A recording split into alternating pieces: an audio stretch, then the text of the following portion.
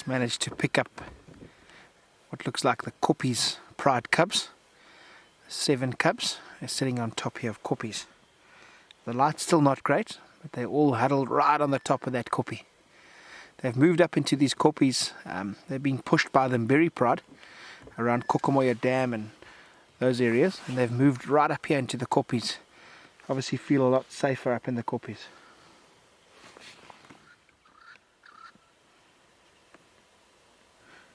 Haven't seen these young cubs for a long time, so it's really great to see that they're still doing well. I'm just busy counting now. I can see 4, 5, 6, 7. So there's 7. I'm trying to go to the left a bit and you'll see another one there.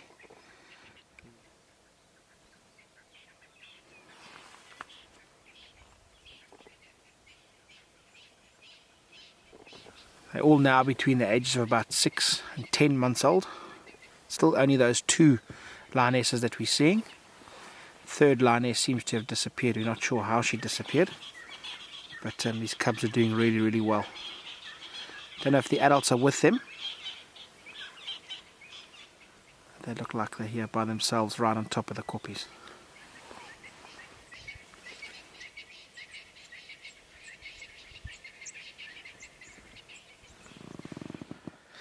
Yeah, very good morning to everybody.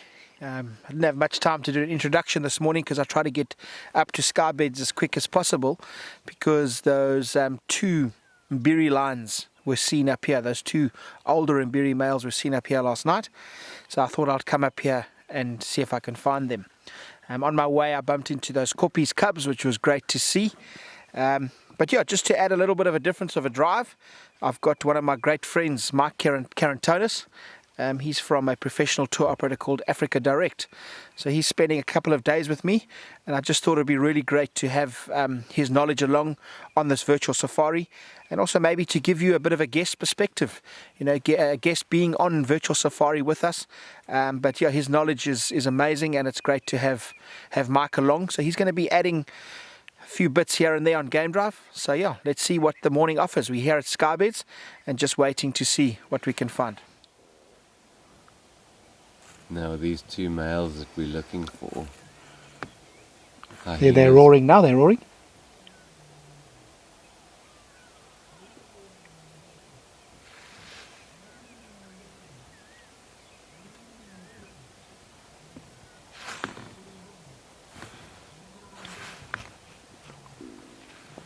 Yeah, so now they've at least given us a clue with the roaring, but if they weren't roaring, and us looking for clues on how to find these lions, this pelvis that these hyenas are busy feeding on normally would be a clue, but they can carry these pieces of carcasses so far because they're designed so well with a thick neck and the raised forequarters that it wouldn't necessarily by any means mean that this carcass is anywhere nearby, which would have been a great clue to find them. So this hyena would have grabbed its piece from the carcass and walked a long way away from the threat and settled here to feed it. It wasn't here 5 minutes ago when we were walking, so we'll just take the clue of the roaring as a better one. But normally hyenas are a great clue if we find evidence of carcasses. Well, let's go and see if we can find those males. Now, what a morning it's been for lions. I mean, to have the Koppies cubs try and follow up on those other 2 older Mbiri male lions. And on my way home now, we just managed to get the 1 Orpen male. Could have been him roaring this morning when we were with the cubs, but to me he's not looking good. That back leg or back hip is still looking terrible. He's looking thin. He's not with his coalition partner, but he's still going. I mean, he still proves us wrong. Good feed and he's okay, but this guy's not looking great at the moment.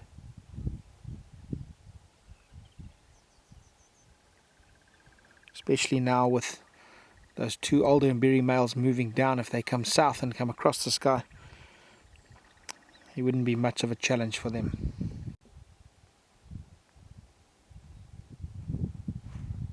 Let's hope this male gets a feed in the next couple of days. Maybe I'll get lucky with the Mbiri females or Koppies females. but other than that, it's not looking good. Yeah, I think the two new males that are roaring north, which we looked for this morning, will roar to try and invite these two further north so that they can investigate. So if the two new males know what they're up against, they'll be more prepared for it. So yeah, there's a line drawn in the sand which either coalition doesn't want to cross. The other two have been settled in the north for a while, and these have been settled in the south for a while. So now they feel like they can expand or protect, and they'll roar and see who's daring or willing enough to cross that line in the sand so that they can push and expand. But they've been settled for a long time, and as time goes by, there's that push for expansion. But they won't push it because of his condition. He depends totally on his brother. But then again, we've seen male lions with pretty bad injuries and hips, but when things start getting real, whether it's territorial fighting or engaging with other male lions, you cannot believe how well they move, or when it comes to a buffalo hunt, they get involved. So the look of the condition doesn't necessarily always give you a clear indication on what a lion's actually capable of. When you look at him just on the surface, he looks like he is down and out, but they haven't been dominant for so long because they can't do anything. They really do surprise you with what they're able to do in such bad or critical condition. So let's see who crosses that line in the sand first. I thought before we head home, one of the other game drive stations called in Naru cubs.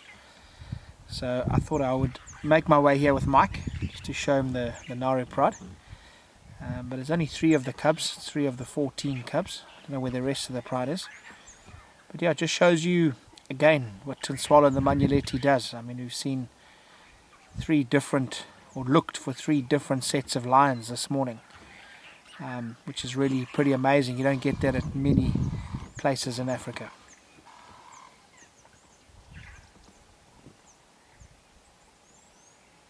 I was actually thinking the exact same thing about, I mean, a lot of people around the world think if you come to Africa, there's lions here and lions there and elephants here, but lions are an endangered species. They're quite critical because of the fact on how much space they take up when they move around as a pride. And that's our biggest challenge as conservationists, is obtaining land that you can dedicate to wildlife. And lions, because of them being gregarious or social, they can, like this pride is over 14, and they take up huge space. And there's not a lot of concessions where you can have that are so big that you can have 3-4 different prides of lions to actually go in search of. Tinswalo is one of the places where us as to operating company almost make sure people have Tinswalo integrated into their stay at some stage or another, because of the fact that lions are, you can never guarantee anything, ever. But the chances are very, very good of seeing lion, which are such a symbol of Africa. You have to see lions before you go home. And the chances are really good here, but people don't realize how difficult lions are to actually find because of how limited the space is that they get given to naturally occur. And you can go to a reserve and look and track and listen and hear them roaring in the distance, or see tracks or signs of during the night, and then go follow in the morning, and by the time you get going they're all gone. But here, as Alistair mentioned earlier, we've had several opportunities and several different groups of lions to look for, and we've had a 50% strike rate, and that's already better than a lot. So yeah, this is almost like home to a lot of lions from the Kruger and we've both just been so excited as we drive around this place looking for different lions, new lions, young lions, old lions. And they're the kind of animals that make a lot of wildlife areas tick over. It creates balance. Like when big prides of lions move out of the area, you see wild dogs becoming more prevalent or leopards being seen more often, because they get given free rein to just do what they want without fear. But then when the prides come back in, then everything finds its balance again. They're a little harder to find, the dogs and the leopards, but it's just always wonderful to see a good population of lions, because then everything falls back into place. And that's why we always make sure people at least spend a couple of days here in the Manyeleti at Tswali. Well, everyone, that brings us to the end of a fantastic morning. What a privilege it was to go out with one of my best friends, Mike. It's so great to have him back at Tswali. He does guide quite a bit for us at Tswali when he brings his own private guests to the lodge. But just to have him out there with me, tracking those lions, watching my back while we were looking for those lions, and having his knowledge on the vehicle is quite amazing.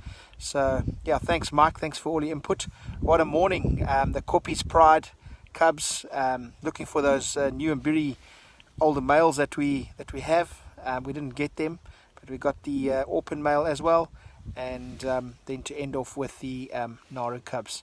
And then here at Main Dam, what a fantastic place to end off. So you'll see Mike and I again on Wednesday. So keep in touch, guys. What a morning.